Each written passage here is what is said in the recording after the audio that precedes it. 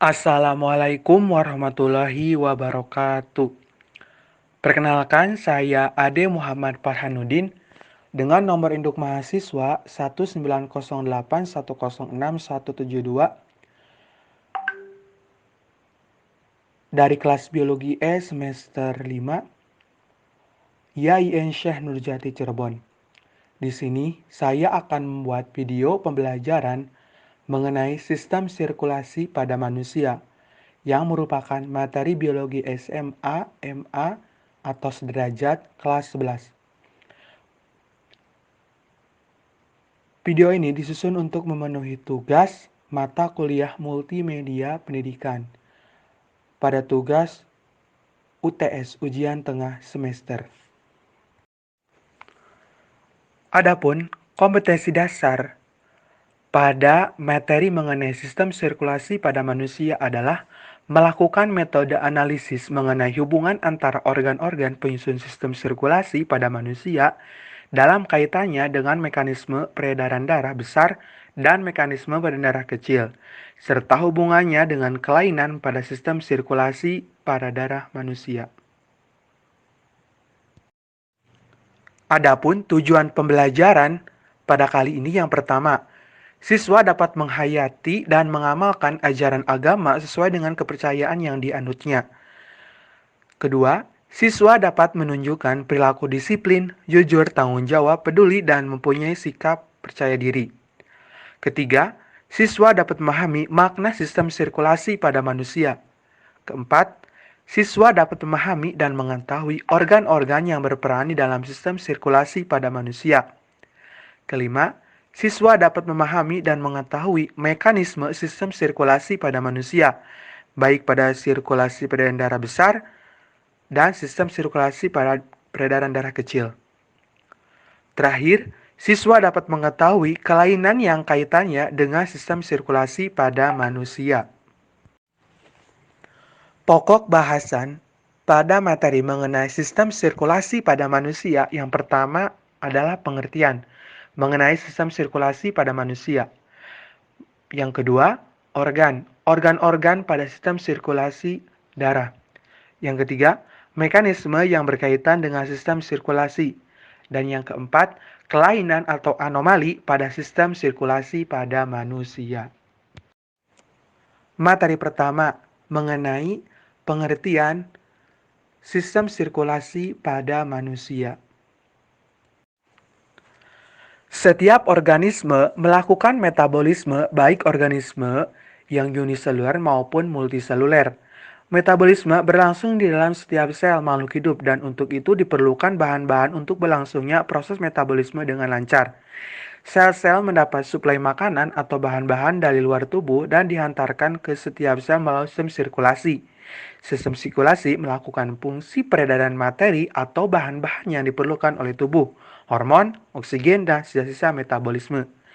Dalam kaitannya, manusia merupakan organisme multiseluler, yang artinya manusia memiliki lebih dari satu sel. Oleh karena itu, manusia juga memerlukan yang namanya sistem sirkulasi. Karena sistem sirkulasi ini hubungannya berkaitan erat dengan sel-sel di dalam tubuh. Dengan kata lain, sistem sirkulasi pada manusia merupakan suatu sistem organ yang memiliki fungsi untuk memindahkan zat dari dan ke sel. Sistem ini berfungsi untuk mempertahankan stabilan suhu, pH, cairan, dan homeostasis.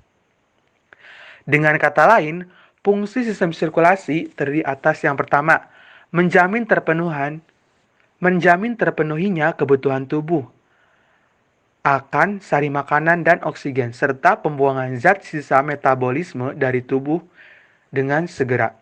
Yang kedua, berperan penting dalam penyebaran panas tubuh. Dan yang ketiga, menyebarkan tekanan atau kekuatan.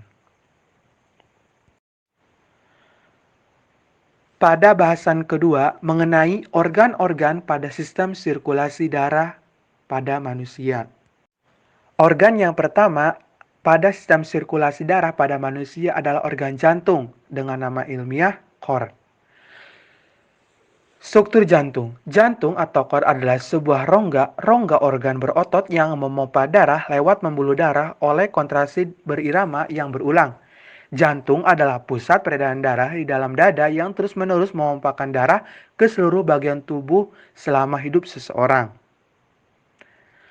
Tugas utama jantung adalah memompakan darah merah yang kaya akan oksigen dan nutrisi melalui arteri besar yang disebut dengan aorta ke seluruh bagian tubuh. Bila oksigen telah diserap oleh jaringan tubuh, pembuluh darah balik atau vena mengalirkan darah yang miskin oksigen dan berwarna biru kembali ke jantung.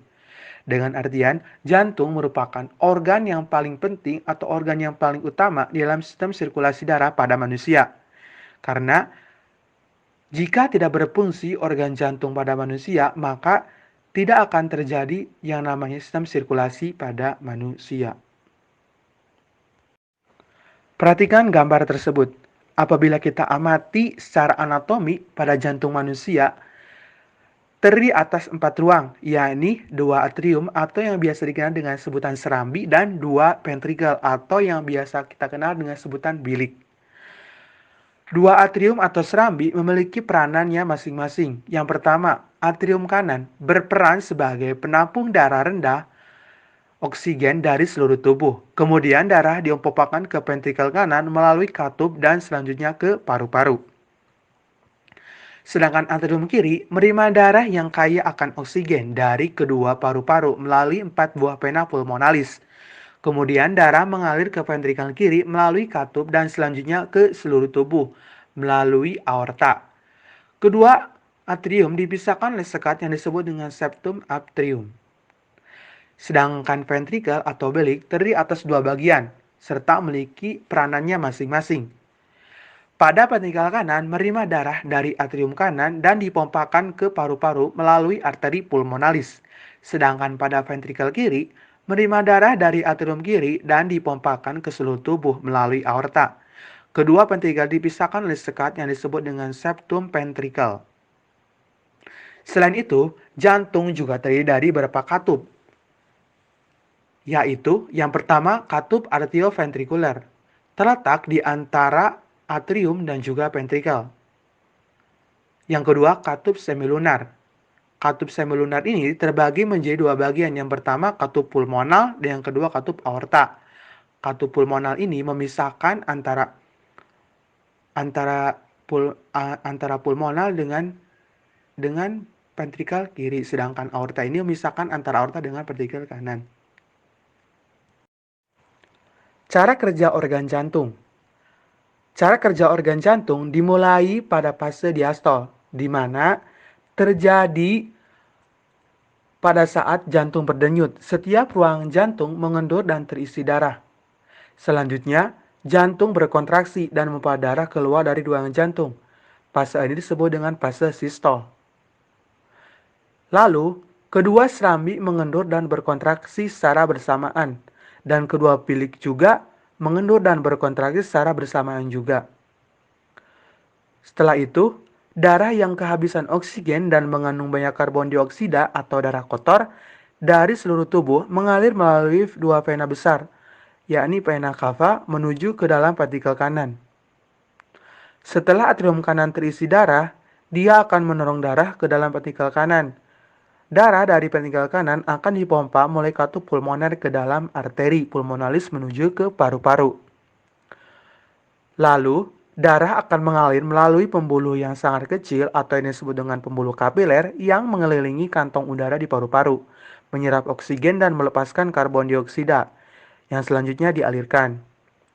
Selain itu, darah yang kaya akan oksigen mengalir dalam vena pulmonalis menuju ke atrium kiri, peredaran darah di antara bagian kanan jantung. Paru-paru dan atrium kiri disebut dengan sirkulasi pulmoner. Kemudian, darah dalam atrium kiri akan didorong menuju ventrikel kiri yang selanjutnya akan memompa darah bersih ini melewati katup aorta yang masuk ke dalam aorta atau arteri terbesar dalam tubuh. Terakhir, darah kaya oksigen ini disediakan untuk seluruh tubuh, kecuali untuk paru-paru. Organ sirkulasi yang kedua adalah pembuluh darah arteri. merupakan tempat mengalir darah yang dipompa dari bilik. Selain itu, arteri juga merupakan pembuluh yang liat dan juga bersifat elastis, mempunyai tekanan pembuluh yang kuat daripada pembuluh balik, serta memiliki sebuah katup atau vulva semioranis yang berada tepat di luar jantung. Perhatikan gambar tersebut, merupakan bagian dari arteri atau pembuluh nadi. Pembuluh darah arteri terdiri dari tiga jenis. Yang pertama aorta, yaitu pembuluh dari bilik kiri menuju ke seluruh tubuh. Yang kedua arteriol, yaitu percabangan arteri. Dan yang terakhir pembuluh kapiler. Dinding pembuluh darah arteri terdiri atas tiga lapis, yakni lapisan bagian dalam, tengah, dan luar. Pada lapisan dalam ini, terdiri atas lapisan endotelium, atau lapisan bagian yang berupa sistem-sistem yang ada pada tubuh organisme, dalam ini manusia. Yang kedua lapisan tengah terdiri atas otot polos dan serat elastis. Dan terakhir lapisan terluar yang terdiri atas jaringan ikat serat elastis. Organ sirkulasi pada peredaran darah manusia yang ketiga adalah organ pembuluh darah vena atau pembuluh darah balik. Vena merupakan pembuluh darah yang mengembalikan darah dari seluruh tubuh ke jantung sehingga dinamakan pula disebut dengan pembuluh balik. Ciri-ciri pembuluh balik vena adalah dinding pembuluhnya tipis, tidak elastis, dekat dengan permukaan tubuh, tipis kebiru-biruan. Aliran darahnya menuju jantung. Denyutnya tidak terasa, katup di sepanjang pembuluh. Bila ada luka darah, tidak akan memancar. Lalu, macam-macam pembuluh darah vena atau balik. Tadi atas vena yang masuk ke jantung. Kedua, vena yang bermuara pada vena cava superior. Yang ketiga, vena yang bermuara ke vena cava internal. Keempat, anastomis portal sistemik. Kelima, vena dinding pelvis. Keenam, vena ekstremitas superior. Dan terakhir, vena ekstremitas inferior. Selain itu, mekanisme aliran pembuluh darah vena kembali ke jantung terjadi memiliki dua tahap, yaitu bila sphincter prakapiler berelaksasi, maka kapiler-kapiler yang bercabang-cabang dari pembuluh darah, terutama pembuluh dan darah, mengalir ke kapiler. Yang kedua, bila sphincter prakapiler berkontraksi, kapiler akan tertutup dan aliran darah yang melalui kapiler tersebut akan berkurang. Perhatikan gambar di bawah. Organ sirkulasi yang selanjutnya adalah pembuluh darah kapiler. Pembuluh darah kapiler ialah pembuluh darah terkecil dalam tubuh yang menghubungkan arteriole dengan venula dan memungkinkan pertukaran air, oksigen, karbon dioksida, serta nutrien dan zat kimia sampah antara darah dan jaringan di sekitarnya. Tugas pembuluh darah kapiler adalah mengalirkan oksigen, zat makanan, hormon, dan zat-zat lain yang terkandung dalam darah dan yang diperlukan untuk hidup ke segenap sel di seluruh bagian tubuh. Artinya, pembuluh darah kapiler ini, karena pembuluh darahnya itu kecil, maka keperanannya itu adalah menyalurkan oksigen ataupun zat nutrisi ini ke dalam sel-sel yang ada pada tubuh makhluk hidup. Sistem pembuluh darah kapiler. Pembuluh darah kapiler adalah pembuluh darah halus yang langsung berhubungan dengan jaringan tubuh. Pada pembuluh darah kapiler terdapat hubungan antara pembuluh darah arteri dengan pembuluh darah vena. Pembuluh darah kapiler tersusun atas satu lapis sel pipih. Satu lapis semua jaringan tubuh berhubungan langsung dengan kapiler darah sehingga proses pertukaran menjadi lebih efisien. Pertukaran material dalam pembuluh darah kapiler ke sel terjadi melalui mekanisme difusi dan sistem transfer aktif venula merupakan pembuluh darah kapiler dari vena dan arteriole merupakan pembuluh darah kapiler dari arteri. Perhatikan gambar di bawah. Pada dasarnya, fungsi pembuluh darah kapiler yang pertama adalah pertukaran zat, oksigen, dan zat-zat makanan dimasukkan ke dalam sel melalui pembuluh darah kapiler. Zat-zat ini digunakan sel untuk memperoleh energi dengan cara pembakaran. Yang kedua, menghubungkan ujung pembuluh nadi yang terkecil dan menghubungkan langsung dengan sel-sel tubuh. Yang ketiga, mengangkut zat-zat sisa pembakaran oleh pembuluh kapiler yang berhubungan dengan pembuluh balik. Selain itu, sistem pembuluh darah kapiler terbagi menjadi dua bagian. Yang pertama, aliran darah melalui hamparan kapiler. Perhatikan gambar di bawah. merupakan aliran darah pada pembuluh darah kapiler yang selalu dikontrol oleh sphincter kapiler yang menghubungkan antara pembuluh arteri dan juga pembuluh balik vena. Yang kedua, pertukaran zat kapiler. Perhatikan gambar di bawah. Merupakan filtrasi yang pembuluh kapiler darah sistemik atau penyerapan. Cairan mengalir keluar dari kapiler pada ujung hulu dekat arteriola, tetapi masuki kembali ke bagian muara dekat venula sekitar 85%. Cairan yang meninggalkan darah pada ujung arteri hamparan kapiler termasuk kembali ke darah dari cairan interstisial yang terdapat di ujung vena. Dan sekitar 15% sisa cairan yang hilang dari kapiler akhirnya kembali ke darah melalui pembuluh sistem limfatik. Artinya, ada hubungannya pembuluh kapiler ini dengan sistem limfatik. Meskipun sistem limfatik ini berbeda sistemnya, namun kaitannya itu ada sama saja. Materi yang ketiga adalah mekanisme yang berkaitan dengan sistem sirkulasi pada darah manusia. Mekanisme sirkulasi sistemik atau peredaran darah besar. Pada umumnya, peredaran darah besar ini terjadinya proses peredaran darah dari jantung ke seluruh tubuh dan kembali lagi ke jantung. Adapun mekanisme sistem peredaran darah besar yakni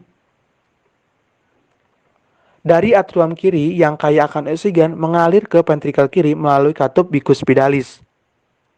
Kedua, kontraksi ventrikel menyebabkan katup aorta membuka. Pada aorta terdapat arteri-arteri yang keluar langsung ke permukaan jantung dan ke seluruh tubuh. Ketiga, arteri ini menunjukkan ke anterior yang selanjutnya membawa darah yang kaya akan oksigen ke kapiler seluruh tubuh. Pada pembuluh kapiler ini terjadi pertukaran, yaitu oksigen dan darah akan berdifusi masuk ke jaringan dan karbon dioksida dari jaringan akan berdifusi masuk ke dalam darah. Selanjutnya darah akan menuju ke venula dan akhirnya menuju ke vena cava. Darah dari organ tubuh yang berada di bawah jantung akan menuju ke vena cava inferior, sedangkan darah dari organ yang berada di atas jantung akan mengalir menuju vena cava superior. Kedua vena besar tersebut akan bermuara di atrium kanan dengan membawa darah yang kaya akan karbon dioksida. Selain itu, pada aorta terdapat arteri yang keluar langsung ke permukaan jantung. Arteri ini menunjukkan ke arteriol yang selanjutnya memberikan darah ke kapiler menuju ke seluruh bagian jantung. Kapiler ini disaring oleh venula yang menuju ke vena koroner. Vena dari jantung ke jantung yang bermuara ke atrium kanan. Untuk lebih jelasnya, perhatikan skema mekanisme sirkulasi sistemik atau peredaran darah besar adalah di bawah, di mana aliran darah ini masuk ke bilik kiri, kemudian bilik kiri akan masuk ke kutub aorta, dari aorta masuk ke arteri, dari arteri masuk ke kapiler, dari kapiler atau pembuluh yang berukuran kecil-kecil ini masuk ke vena atas dan vena bawah dan kembali lagi ke serambi kanan. Sirkulasi paru atau peredaran darah kecil. Sirkulasi paru atau peredaran darah kecil kaitannya adalah pergerakan oksigen dari jantung ke paru-paru, dari paru-paru kembali lagi ke jantung. Adapun secara lengkap sistem peredaran darah kecil adalah sebagai berikut. Yang pertama, darah dari seluruh tubuh yang kaya akan karbon dioksida masuk ke atrium kanan melalui pembuluh vena. Dari atrium kanan, darah akan mengalir ke ventrikel kanan melalui katup tricuspidalis. Yang kedua, kemudian ventrikel berkontraksi sehingga katup tricuspidalis tertutup, tetapi memaksa katup pulmonalis yang terletak pada lubang arteri pulmonalis terbuka. Darah masuk ke arteri pulmonalis yang bercabang ke kiri dan ke kanan, yang masing-masing menuju paru-paru kiri dan kanan. Ketiga, arteri pulmonalis ini bercabang menjadi arterior. Arterior mengalirkan darah menuju ke kapiler di paru-paru. Keempat, di kapiler paru-paru inilah darah melepaskan karbon dioksida dan mengambil oksigen. Yang terakhir, darah masuk ke venula, kemudian ke vena pulmonalis yang membawa darah yang kaya akan oksigen menuju ke atrium kiri. Atau skema sederhananya adalah aliran darah masuk ke bilik kanan, masuk lagi ke arteri pulmonalis, kemudian ke paru-paru, masuk lagi ke vena pulmonalis, lalu berakhir ke serambi kiri atau bagian jantung. Materi selanjutnya adalah mengenai kelainan sistem sirkulasi pada manusia. Kelainan atau anomali sistem sirkulasi pada manusia terdiri atas yang pertama anemia. Anemia merupakan penyakit yang terjadi akibat kekurangan hemoglobin dalam darah. Gangguan ini bisa timbul karena jumlah sel darah merah lebih rendah dari jumlah normal, sehingga tubuh terasa pusing dan lemas. Ada beberapa penyebab dari anemia antara kekurangan vitamin dan zat besi dan adanya gangguan pada usus. Anemia bisa diatasi dengan mengkonsumsi makanan yang kaya akan zat besi dan mengandung banyak protein. Penyakit yang kedua adalah leukemia. Leukemia dikenal dengan sebutan istilah kanker darah. Sel kanker ini biasanya ditemukan di dalam darah ataupun sel tulang tubuh. Seorang pasien leukemia, tubuhnya akan memproduksi sel darah putih dalam jumlah yang sangat banyak. Kemudian sel-sel darah putih ini akan memakan sel-sel darah merah dalam tubuh. Adapun gejala dari penyakit leukemia diantaranya adalah kurang nafsu makan, lemah, lelah, dan rasa nyeri pada bagian tulang. Kelainan sistem sirkulasi pada manusia yang lainnya adalah penyakit talasemia. Merupakan gangguan yang disebabkan karena adanya kelainan darah yang disebabkan oleh faktor genetik atau faktor keturunan. Ketika seseorang mengalami penyakit talasemia, protein yang terdapat dalam sel darah merah tidak dapat berfungsi dengan normal. Hal ini berarti seseorang memiliki bentuk sel darah yang tidak beraturan, sehingga gejalanya yaitu sakit kepala, sakit dada, sesak napas, dan lain-lain. Dan umumnya talasemia adalah penyakit keturunan, sehingga seseorangnya itu harus melakukan konsultasi genetik. Apabila seseorang tersebut menikah dengan pria lain ataupun dengan sesama yang pengidap penyakit talasemia. Penyakit keturunan lainnya pada sistem sirkulasi adalah penyakit hemofilia, adalah gangguan yang menyebabkan darah sulit membeku. Gangguan yang disebabkan oleh faktor keturunan. Sama dengan talasemia, hemofilia juga merupakan penyakit keturunan atau kelainan genetik. Gejala hemofilia ini bervariasi tergantung pada tingkat keparahannya, tetapi gejala utamanya adalah pada darah berkepanjangan atau sulit berhenti. Peredaran darah bisa terjadi secara spontan atau setelah dilakukan prosedur medis. Adapun referensi yang saya ambil yaitu dari Darmaji 2017 mengenai buku ajar fisiologi hewan Pekanbaru Program Studi Pendidikan Biologi FKIV Universitas Riau. Yang kedua, Risa Purnamasari 2017 Fisiologi Hewan Surabaya Program Studi Arsitektur UIN Sunan Ampel. Dan yang ketiga, Inang Tias Istiadi 2016 Biologi untuk SMA kelas 11 kurikulum 2013 yang disempurnakan edisi revisi Erlangga Jakarta. Sehingga berdasarkan pemaparan tersebut dapat disimpulkan bahwasanya sistem sirkulasi adalah suatu sistem organ yang memiliki fungsi untuk memindahkan zat dari dan ke sel. Sistem ini berfungsi untuk mempertahankan kestabilan suhu, pH, cairan, dan homeostasis. Selain itu, sistem sirkulasi pada manusia di atas organ-organ yang berperan penting dalamnya, yakni organ jantung dan pembuluh darah. Pembuluh darah ini terbagi menjadi tiga, yakni nadi atau arteri, vena, dan juga kapiler. Organ-organ tersebut memiliki fungsi serta gunanya masing-masing dalam sistem sirkulasinya. Selain itu, dalam belajar sistem sirkulasi tidak luput dari mekanisme sirkulasi yang besar dan kecil, di mana mekanisme sistem sirkulasi secara besar alurnya dari jantung ke seluruh tubuh dan kembali ke jantung. Sedangkan alur dari sistem sirkulasi secara kecil alurnya dari jantung ke paru-paru dan kembali lagi ke jantung. Selain itu, pada materi ini juga membahas mengenai anomali atau kelainan pada sistem sirkulasi pada manusia, di mana kita sangatlah penting untuk mengenali kelainan-kelainan pada sistem sirkulasi seperti anemia, hemofilia, talasemia, dan sebagainya. Nah, sebelum kita tutup, ayo jawab kuis nih. Siapa yang bisa? Coba tebak gambar di bawah. Organ-organ yang termasuk ke dalam sistem sirkulasi itu yang mana ya? Apakah yang A atau yang B? Ayo dijawab. Yap, jawabannya adalah opsi A, karena pada gambar tersebut merupakan organ-organ yang termasuk ke dalam sistem sirkulasi. Darah yakni berupa organ jantung dan pembuluh darah. Pembuluh darah yakni terdiri atas pembuluh darah arteri atau nadi, pembuluh darah balik atau vena, dan pembuluh darah kapiler. Terima kasih, kalau lebih mohon maaf. Wabillahi taufiq wal hidayah. Wassalamualaikum warahmatullahi wabarakatuh.